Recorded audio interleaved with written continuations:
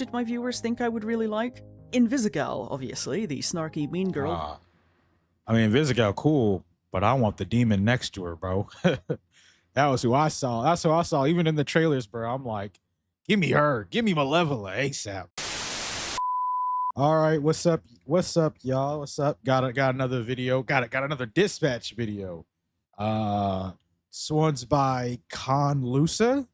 I'm assuming that's how you say it. Yeah, his title's simple, man. I did not like Invisigal. Yeah, I do remember during the release cycles of this game, there were a lot of especially towards the last 4 episodes, the second half of the game. It's a lot of discourse over Invisigal, some positive, some negative. It was a lot. Yeah, man. I don't know if I should share my thoughts. Overall, I don't agree with this opinion. I liked Invisigal for the most part. I could understand why some people disliked her. I never really had beef with Invisigal herself for real. I more had beef with her fans because they would go out of their way. They would go out of their way to slander Blazer for no reason, just to prop up their girl. That was entirely unnecessary. I feel like who you like, but they were just going out of their way to make up reasons, talking about.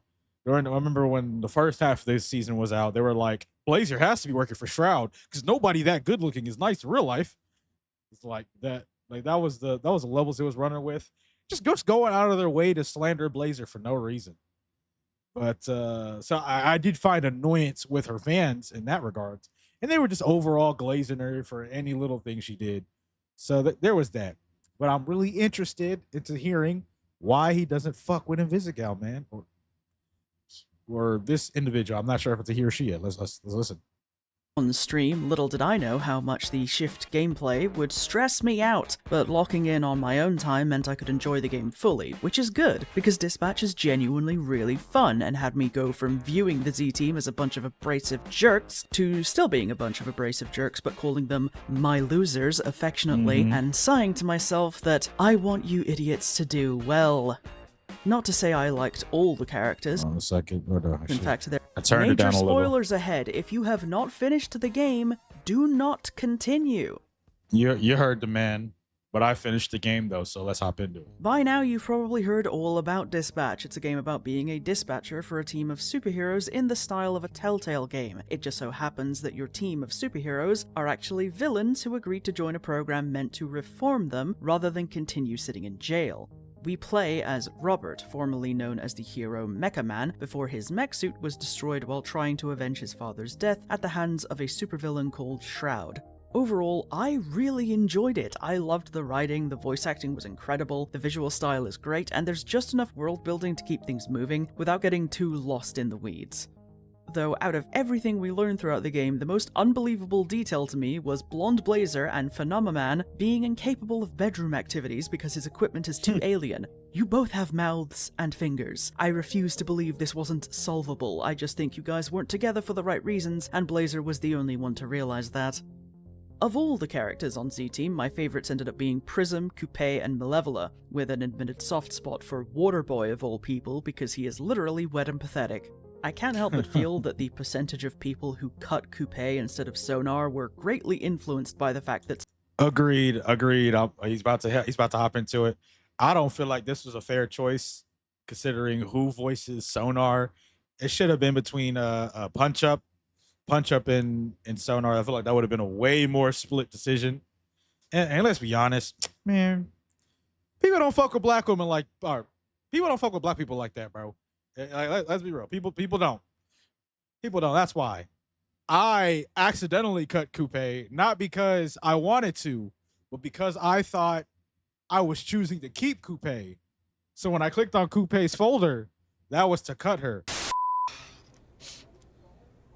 Penguins, Charlie, I'm sorry. Let's go, Coop. Huh? Wait. Robert. Oh no, did I cut her? No, I didn't mean to cut her. No, that's not what I meant. Oh, no. Oh, fuck. Oh, no, I cut the wrong person. Oh, no. I'm sure you already know why And at the time, I didn't know about the different save slots, so I ended up just running with the playthrough. But I actually meant to keep Coupe, so I just wanted to throw that out way. Sonar was my original choice to cut. But yeah, a lot of y'all, I'm not happy with the percentage. A lot of y'all were a bit too eager to cut Coupe. I'm not fucking with it. Sonar is voiced by Mr. Moist Critical himself, which, understandable, but I am more influenced by Coupe being a cool goth lady. Right. So who did my viewers think I would really like? Invisigal, obviously, the snarky mean girl. I mean, Invisigal, cool, but I want the demon next to her, bro. That was who I saw. That's who I saw. Even in the trailers, bro, I'm like, give me her. Give me Malevola ASAP. Voiced by Laura Bailey, which you'd think would work on me, and yet. My issue is twofold, one more personal than the other. Firstly, this workplace is an HR nightmare, but no one makes it more so than Invisigal, whose power is to stay invisible while she is holding her breath. Right. The first instance of this is Robert changing out of his superhero suit and into more office work appropriate clothing. It's revealed that Invisigal is sitting in a chair right next to him, watching him strip to his underwear. She's only found out by accident when Robert carelessly tosses his suit aside, and it lands on her. She can't have been napping in there, because again, her power works by her holding her breath. She later laughs with the rest of the team about seeing him in his underwear, making it a point of humiliation that no one treats seriously. A major escalation comes along when she has a sex dream about Robert one night and proceeds to make it his problem by invisibly stalking him throughout the work the rest of the day. She even goes into the men's bathroom while he's shirtless and minding his own business, picking glass. I'm not gonna lie, I was kind of fucking with it. I mean, obviously, yeah, she was doing a lot, and depending on the person who she's flirting with, or the kind of person the player is, I guess in this instant, it can be a turnoff.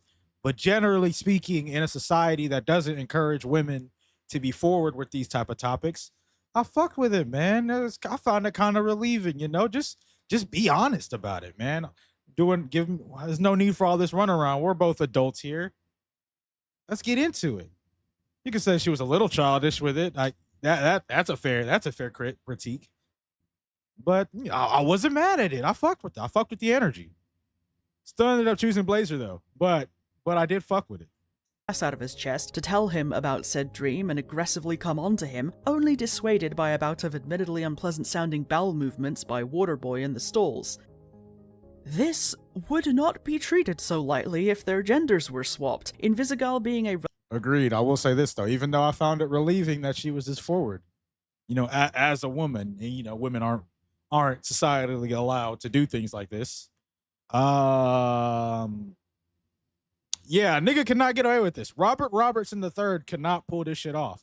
Let's be real. Invisigal is a giant pervert. A huge pervert. She does this routinely. It's stated in dialogue. We see her do this multiple times. Yeah. She a weirdo. And she only gets away with it because she's cute and has the whole I can fix her personality type that people seem to be in love with. So that's fair too. Relatively slight average height woman doesn't make this cute or permissible. A woman doesn't have to physically hurt you to cause distress or discomfort, though she certainly can. Oh yeah, bro.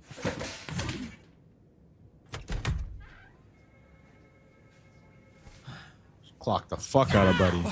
Feel bad. Good. Fuck you.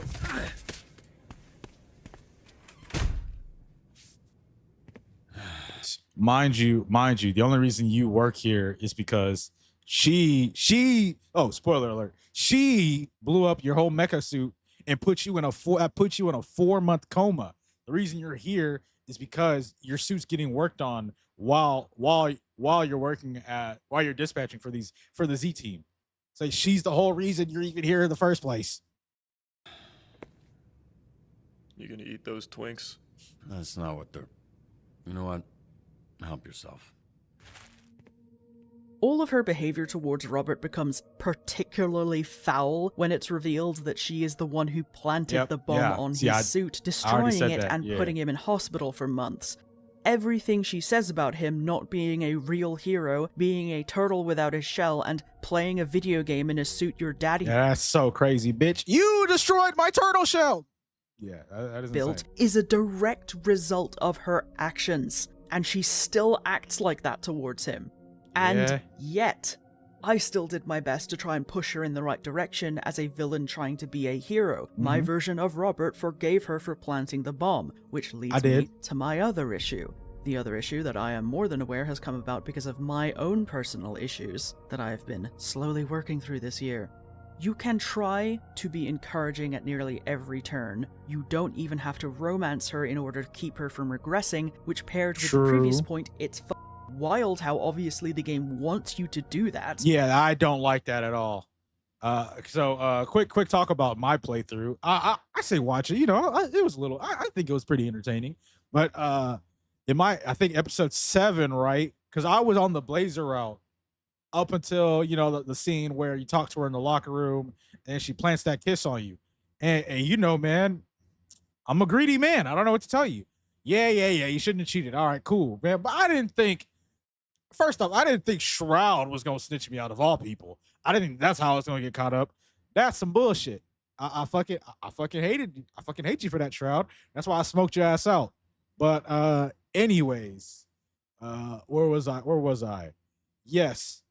I hated that decision is there just so it's like another lifeline for you to get on the route that they actually wanted you to go on. Because at that point, why even give me the option to choose in the first place? You clearly want me to go a certain direction. You made it in episode 4 where you first get the decision between Blazer and Invisigal. If you choose Blazer, you see Invisigal be all sad. But if you choose Invisigal, because Blazer just texts you, you don't get to see Blazer's reaction. Mind you, Blazer sets up a whole date for you outside. She's in her dress. She's ready to reveal her whole secret to you and everything. We don't get to see her reaction. She's not sad. Episode 6, when y'all are all doing that party at Robert's apartment. Again, you dancing with Blazer. You see Invisigal all sad in the corner over there. Which, you know, from a story writing standpoint, I don't mind that. That's cool. What I hate is you dance with Invisigal, you know, Blazer's acting like a normal fucking adult and moving on. And you don't see her acting all that. So it's very clear that they have a favorite. Episode 7, there's a way for you to get out of the Blazer romance route if you fucked up and made a mistake somewhere and didn't follow the intended plan. But there's nothing like that. There's nothing like that for Blazer at all. Really, you don't get much of Blazer's character at all unless you choose to date her, which is also another issue, which is also another character flaw. So I can see reasons why that would put people off from Invisigal. Because that is one thing I didn't like about the game, is how fairly obvious it was that Invisigal was the correct choice to date in the game. But she can still end up resorting to villainy at the final scene. Maybe. At the same time... Well, I don't know. If you do all this and she resorts to villainy, that just means you have a skill issue, because I think a lot of it's also based off of gameplay. So you have to pass dispatch missions and you have to use her during them. Now, I will say, I don't think I ever made it a point to like use Invisigal as much as I could per se, but if I remember correctly, I think I upgraded Invisigal's mobility and strength and like combat skills a lot. So I was putting her in a lot of combat missions, especially once I realized that her and Golem had good synergy. I would pair them a bunch too. So like it just ended up working out for me. I never made a conscious effort to dispatch her. So I ended up getting her good route, her being a hero. But if you did all that, you did all the good options and you still failed, at that point, sounds like a skill issue, my nigga. Get better at the game. I don't know what to tell you. How much slack do you cut someone who is struggling before the choices they make outweigh your responsibility to counterbalance them? This left me sour more than anything else, because I was being encouraging and forgiving when I thought it mattered. I wasn't mean-spirited. I tried to be fair. I tried to be reasonable. But when that turn to villainy happened, it felt like nothing I did mattered if my help wasn't perfect. Yeah. Unfortunately, it just sounds like a skill issue. You weren't. I don't know this person's dispatch runs. I don't know how successful he was, but if you weren't using her enough, and that's part of the neglect. She has to actually succeed. She has to actually see success doing it to feel confidence in her being a hero. You know, it's one thing to just say flowery words to her and encourage her. It's another thing for her to actually see that success pan out for herself.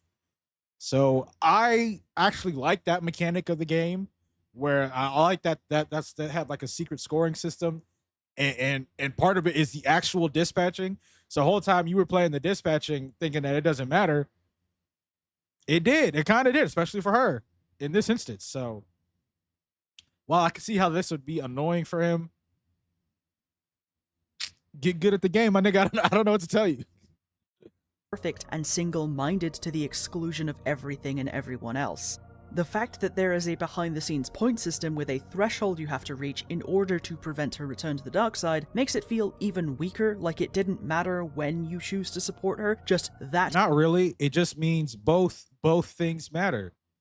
Supporting her verbally and with actions, both of those things matter. You can't do one without the other.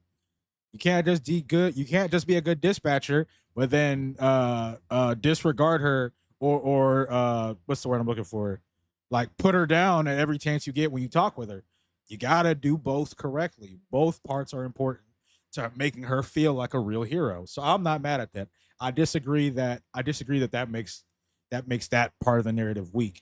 You supported her always through everything, even when her choices led to someone almost dying to save her. Because at the end of the day, you can think of it like a sports game. You could tell your player that he's great. Oh, you're great. You're great. You're a great player, man. You an MVP caliber player. If you don't ever play the motherfucker, he gonna start feeling funny. And then you know what he's gonna do. He might request a trade, and that's what happened with you. You supported her. You helped her. You helped her verbally anytime she was feeling down. You helped to pick her up, but you never actually played her. You never actually displayed that faith in her when the actions actually mattered. So that's how you ended up getting the ending you got. From her own reckless decisions. And that sucks. It sucks a lot when you think you're being reasonable and it isn't enough because that person wants you to prop them up on your shoulders like Atlas, no matter how crushing the weight gets. Is that dramatic? Probably. But I think it shows how someone's personal experiences can change how they interpret a story and the characters they're in. Agreed. A younger version of me without these experiences probably would have felt guiltier and immediately started another run to fix the mistakes. Now, it isn't that I don't care, I just don't think it's fair or healthy to make... To be clear, I'm not saying it's bad writing. I'm mostly just trying to verbalize why Invisigal didn't work for me as a character. The narrative around her arc hit a nerve. I mean, that's a fair point. That's a fair point. You know, I can't tell you how you should feel based off of your experiences. But to me, someone who likes stories of redemption and always tries to see the good in people, like to me it just seems like if she ended up turning to villainy, you messed up somewhere. Because different folks, because I know one complaint people had is that, well, what about all the other members of the Z team? Well, you know, different students don't learn the same way. At the end of the day, you're essentially their teacher, and some students require more attention than others. You can't teach everybody the same way. So that's part of your job as a teacher, is to fine tune your teaching style to each student individually. So yeah, that is part of your failure as the mentor if one of your students goes off onto the dark side. That's how I see it. One person responsible for your mental and emotional well-being, and to then blame them if they can't hold you back from your own repeated bad decisions. Maybe later in life I'll feel differently, more forgiving, more gracious, and certainly I want to be, because I want to be able to give people the chance to improve and get better. I don't want to be someone who can't. As of right now, however, I'm just not that person. But on a brighter note... That's fair. And I'm glad you can at least acknowledge that about yourself. There's a lot of the niggas online, Invisigal, I'm sick of this woman. Like, you know, they kicking her back in. They don't like her. And while yes, some of their complaints are valid, like that's part of your job is to deal with that as their mentor. That's why you're there. Because people like her are the way they are. You have to find a way to work around it and make her believe in herself. I do genuinely recommend playing Dispatch if you haven't already. It's a lot of... Same here. I had so much fun playing this game. I can't wait. I cannot wait for season 2. fun and the writing is some of the best I've encountered in a while. You really do start off hating these dumbasses only to want the best for them by the end, including Invisigal. That's all. Yeah, that's all. You know, it's a cool little video. I'm glad he could at least acknowledge that part of the reason he didn't like Invisigal was due to personal stuff. So that's why I can't get mad at that opinion, you know? But yeah, let me leave a like. But yeah, man, that's been the video. Let me know in the comments what you thought about Invisigal, what you thought about Dispatch in general. Like I said, man, I fucked with Invisigal. Not so much her stands, because her stands tend to they were annoying. Her super stands were annoying, but Invisigal, she was all right with me. I'll rock with her. I ended up getting a good ending with her, so shit, I ain't had no problems with her. But yeah, man, let me know what y'all think in the comments. If you watch this far, it means you like the video, so leave a like on the video. Subscribe to the channel if you're new, and until next time, man, I'll see y'all again. Thank you.